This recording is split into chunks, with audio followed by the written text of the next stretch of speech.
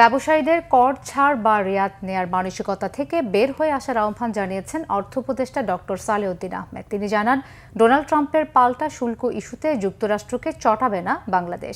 সকালে রাজধানীতে বাজেট বিষয়ে এনবিআর এর পরামর্শ কমিটির সভায় এসব কথা জানান তিনি।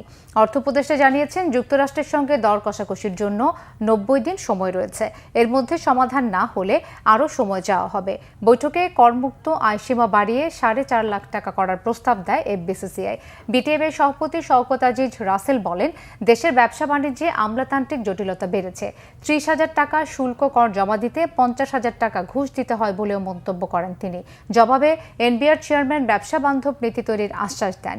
বিডার নির্বাহী চেয়ারম্যান চৌধুরী আশিক মাহমুদ জানান, ব্যবসায়ীদের বাধা দূর করবে সরকার।